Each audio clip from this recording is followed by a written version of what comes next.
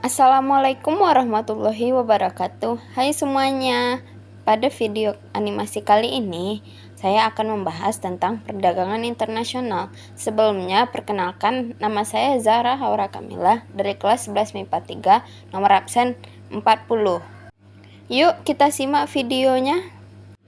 Nah, sebelum kita masuk ke contoh dari perdagangan internasional, alangkah baiknya kita harus mengetahui terlebih dahulu pengertian perdagangan internasional. Apa sih perdagangan internasional itu? Perdagangan internasional adalah perdagangan yang dilakukan oleh penduduk suatu negara dengan penduduk negara lain atas dasar kesepakatan bersama. Nah, dengan kesepakatan bersama inilah yang akan nantinya terjadi perdagangan internasional. Nah, seperti halnya, Korea Selatan bisa melakukan perdagangan internasional dengan Indonesia, yaitu Korea Selatan mengekspor barang-barang mesin atau produk-produk laboratorium kepada Indonesia. Dan begitu juga sebaliknya. Untuk lebih memahami, yuk kita simak contoh berikut. Halo, selamat siang. Selamat siang. Apakah benar ini dengan perusahaan Myeongdong Group? Iya, benar. Kami dari PT Pharmatech Indonesia ingin mengimpor kembali produk dari perusahaan Anda. Oh, baik PT Pharmatech Indonesia. Anda ingin memesan berapa banyak? Apakah seperti beberapa bulan lalu? Iya, benar. Untuk pembayarannya, apakah ingin menggunakan dolar? Iya, tetap menggunakan dolar. Apakah pengirimannya masih menggunakan kapal? Ya, tentu saja. Nanti ekspedisinya akan tiba beberapa bulan ke depan. Baik, terima kasih atas kerjasamanya. Selamat siang. Baik, terima kasih. Selamat siang. Beberapa hari kemudian di Money Changer. Selamat pagi, ada yang bisa dibantu? Pagi, saya ingin menukarkan uang rupiah saya dengan dolar Amerika Serikat. Nilai tukar rupiah ke dolar Amerika Serikat untuk saat ini adalah Rp15.000. Baiklah. Setelah beberapa saat. Pertukaran uang sudah selesai diproses dan telah ditransferkan ke rekening Anda. Baiklah, terima kasih. Apakah Anda dari PT Pharmatech Indonesia? Ya, benar. Saya perwakilan dari PT Pharmatech Indonesia. Saya dari perwakilan dari Myeongdong Group ingin mengantarkan barang untuk perusahaan Anda. Oh iya, baik. Untuk pembayarannya, kami sudah transfer melalui rekening perusahaan kami pada rekening perusahaan Anda. Baiklah, terima kasih atas kerjasamanya. Untuk pengambilan produknya, silahkan mengambil di seberang sana. Baik, terima kasih. Nah, kesimpulan dari video contoh tersebut, kita dapat mengambil kesimpulannya yaitu kedua negara dapat mengambil keuntungan masing-masing. Negara Indonesia dapat memenuhi kebutuhannya, sedangkan negara Korea Selatan dapat menambah devisa negaranya. Nah, di dalam perdagangan internasional juga terdapat pertukaran uang dan kurs jual beli. Apa sih itu kurs jual beli di perdagangan internasional? Yuk kita simak pengertiannya. Kurs adalah nilai atau harga mata uang sebuah negara yang diukur dalam mata uang negara lain.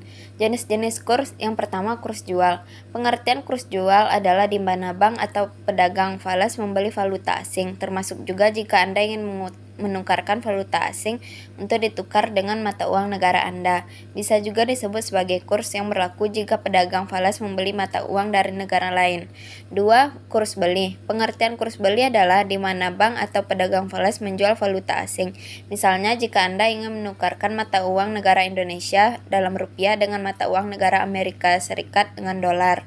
Selanjutnya ada manfaat perdagangan internasional. Yang pertama, menumbuhkan persahabatan antar negara. Yang kedua, meningkatkan ilmu pengetahuan dan teknologi atau iptek. Yang ketiga, memperluas lapangan pekerjaan. Yang keempat, memenuhi kebutuhan setiap negara. Selanjutnya, kita harus mengetahui faktor pendorong perdagangan internasional. Yuk disimak. Yang pertama, hemat biaya produksi. 2. Perbedaan selera masyarakat. 3. Perbedaan sumber daya tiap negara. 4. Keinginan memperkuat kerjasama. 5. Kelebihan produk dalam negeri. Selanjutnya, ada faktor penghambat perdagangan internasional. Perdagangan internasional tidak selalu berjalan lancar. Yang pertama, terjadi konflik di suatu negara. Yang kedua, perbedaan mata uang dan nilai tukar. Yang ketiga, perbedaan kualitas sumber daya. Yang keempat, terdapat organisasi ekonomi regional. Yang kelima, pembayaran sulit dan beresiko. Yang keenam, terjadi wabah penyakit di suatu negara. Itulah faktor penghambat dari perdagangan internasional. Materi selanjutnya akan kita bahas yaitu teori perdagangan internasional. Yang pertama ada teori keunggulan mutlak.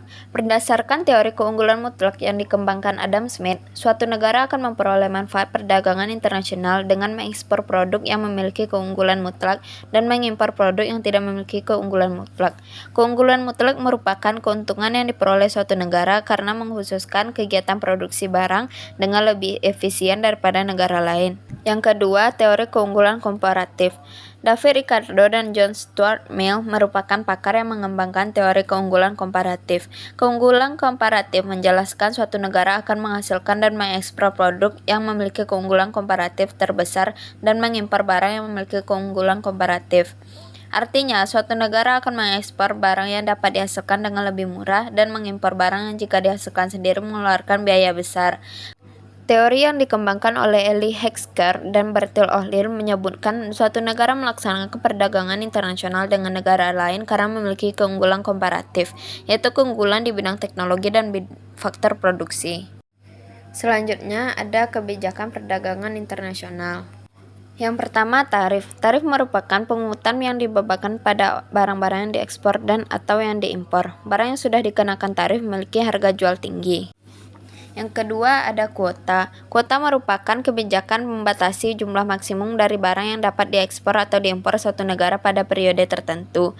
Kebijakan kuota meningkatkan daya saing produk dalam negeri di pasar global dan meningkatkan kegiatan produksi dalam negeri. Yang ketiga, larangan ekspor dan impor. Larangan ekspor berperan melindungi produsen dan konsumen dalam negeri serta meningkatkan nilai ekonomi komoditas tertentu. Larangan impor merupakan batasan atas jumlah barang yang boleh diimpor.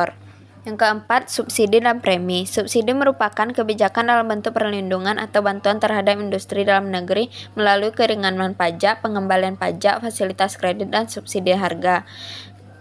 Premi merupakan pemberian hadiah atau intensif kepada produsen dalam negeri atas keberhasilannya memenuhi target produk dan pencapaian mutu tertentu yang ditetapkan sebelumnya. Yang kelima ada devaluasi. Devaluasi merupakan kebijakan yang dikeluarkan pemerintah untuk menurunkan nilai tukar rupiah atas mata uang negara asing. Devaluasi berdampak pada harga barang impor yang makin tinggi jika dinilai dengan rupiah. Devaluasi bertujuan meningkatkan daya saing produk dalam negeri terhadap barang impor. Yang keenam, diskriminasi harga. Diskriminasi harga merupakan kebijakan pemberlakuan harga jual yang berbeda untuk satu jenis barang yang sama pada segmen pasar berbeda. Tujuan kebijakan ini untuk mengawasi tingkat harga jual dan beli atas barang tertentu sehingga menghasilkan keuntungan sebesar-besarnya. Yang ketujuh, dumping. Dumping merupakan kebijakan diskriminasi harga dengan menjual barang ke luar negeri pada tingkat harga lebih rendah dibandingkan di pasar dalam negeri. Sebagai contoh, Jepang menjual produk seharga $700 di pasar dalam negeri, sementara produk yang sama dijual seharga $650 di Amerika Serikat. Selanjutnya ada alat pembayaran internasional. Bagaimana mekanisme pembayaran perdagangan internasional? Yuk disimak video berikut. Yang pertama, alat pembayaran tunai. Pembayaran tunai merupakan pembayaran secara langsung saat penyerahan barang. Pembayaran tunai memerlukan uang dalam jumlah besar. Sistem ini sering digunakan oleh eksportir dan importir yang baru pertama kali melakukan transaksi atau belum saling mengenal. Berikut jenis pembayaran secara tunai. Yang satu ada cek, yaitu bentuk pembayaran tunai berupa surat perintah dari nasabah yang ditujukan kepada bank untuk membayar sejumlah uang langsung kepada pihak yang namanya sudah tertera pada cek. 2. Wesel bank atas unjuk, yaitu wesel yang diterbitkan oleh bank domestik dari negara importir yang ditujukan kepada bank korespondennya di negara lain untuk membayar sejumlah uang kepada pembawa surat wesel. 3. Telegraphic transfer, yaitu perintah pembayaran yang dikirimkan melalui telegram dari bank dalam negeri kepada bank korespondennya di luar negeri. Yang kedua, alat pembayaran non-tunai. Alat Pembayaran non-tunai merupakan alat pembayaran dalam perdagangan internasional yang cara membayarnya tidak dilakukan secara tunai. Pembayaran non-tunai tidak memerlukan uang dalam jumlah besar dan memiliki resiko keamanan lebih kecil dibandingkan dengan pembayaran tunai. Jenis-jenisnya yang pertama, open account, yaitu pembayaran yang dilakukan setelah barang diterima oleh importir dan tidak perlu surat perintah pembayaran atau dokumen tertentu. Dua, commercial bill of exchange, yaitu surat yang ditulis penjual memuat perintah kepada pembeli untuk membayar sejumlah uang pendorong pada masa depan. Jika pembeli sudah menyetujui pembayaran dan menandatanganinya, surat tersebut dapat diperdagangkan dengan pihak lain. Yang ketiga, letter of credit atau LC, yaitu surat yang diterbitkan bank atau issuing bank atas permintaan dari negara importir ketika bank yang menyetujui akan membayarkan wesel kepada eksportir. Pihak yang terlibat dalam pembuatan LC antara lain importir yang mengajukan LC, bank yang mengeluarkan, eksportir yang menerima, bank yang meneruskan kepada eksportir, dan bank yang menjamin pembayaran LC atas permintaan isur LC. Fungsi LC sebagai alat pengganti kredit bank dan penjamin pembayaran bagi eksportir. 3. Ada devisa. Devisa merupakan valuta asing yang digunakan untuk membiayai transaksi dalam perdagangan internasional. Valuta asing atau foreign exchange merupakan mata uang asing dan alat pembayaran yang digunakan untuk membiayai transaksi ekonomi dan keuangan internasional. Macam-macam devisa. Yang pertama yaitu devisa umum, yaitu devisa yang diperoleh tanpa ada kewajiban untuk mengembalikannya. Bentuk devisa ini dapat diperoleh dari kegiatan perdagangan ekspor, jasa, atau bunga modal. 2. Devisa kredit, yaitu devisa yang memiliki syarat untuk mengembalikannya. Devisa ini diperoleh dari pinjaman luar negeri. 3. Devisa negara, yaitu devisa yang dimiliki oleh pemerintah dan termasuk dana devisa. Yang keempat, devisa pelengkap, yaitu devisa yang dimiliki oleh pihak swasta dan memperoleh pengawasan dari pemerintah. Sebagian devisa berasal dari penjualan jasa atau valuta asing yang berlaku saat itu. Yang kelima, devisa ekspor, yaitu devisa hasil dari ekspor barang yang penggunaannya diawasi oleh pemerintah. Selanjutnya, neraca pembayaran internasional. Neraca pembayaran atau sering disebut Balance of Payment atau BOP merupakan ikhtisar yang tersusun secara sistematis dan memuat seluruh transaksi ekonomi yang berhubungan dengan pembayaran luar negeri dalam jangka waktu tertentu, umumnya 1 tahun. Neraca pembayaran Indonesia adalah laporan keuangan yang mencatat transaksi ekonomi antara penduduk Indonesia dan negara lain selama periode tertentu. Menurut Bank Indonesia, transaksi yang terdapat pada neraca pembayaran Indonesia adalah transaksi berjalan, transaksi modal, dan transaksi finansial. Fungsi neraca pembayaran yaitu sebagai alat pembukuan anggaran dan pembayaran luar negeri, alat menjalankan pengaruh transaksi luar negeri terhadap pendapatan nasional, menjelaskan pengaruh dan transaksi luar negeri terhadap pendapatan nasional, serta alat untuk mengukur keadaan perekonomian suatu negara dalam hubungan internasional. Jenis-jenis neraca yang pertama yaitu neraca pembayaran defisit. Neraca pembayaran defisit terjadi jika penerimaan dari luar negeri atau transaksi kredit lebih kecil daripada pembayaran luar negeri atau transaksi debit. Defisit neraca pembayaran diatasi dengan cara mencari sumber pembiayaan, misalnya menggunakan pinjaman bank atau cadangan devisa. Jika neraca pembayaran terus-menerus mengalami defisit, pemerintah dapat melakukan tindakan antara lain menetapkan kebijakan devaluasi mata uang, membatasi impor, dan meningkatkan kinerja ekspor. Yang kedua, neraca pembayaran surplus. Neraca pembayaran surplus terjadi jika penerimaan dari luar negeri atau transaksi kredit lebih besar daripada pembayaran luar negeri atau transaksi debit. Surplus neraca pembayaran menggambarkan suatu negara memiliki cadangan kekayaan dan dana melimpah. Cadangan devisa yang melimpah dapat digunakan untuk melaksanakan pembangunan infrastruktur ekonomi.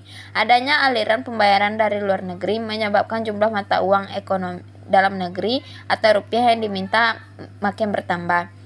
Kondisi tersebut dapat mendorong menguatnya nilai mata uang dalam negeri atau rupiah.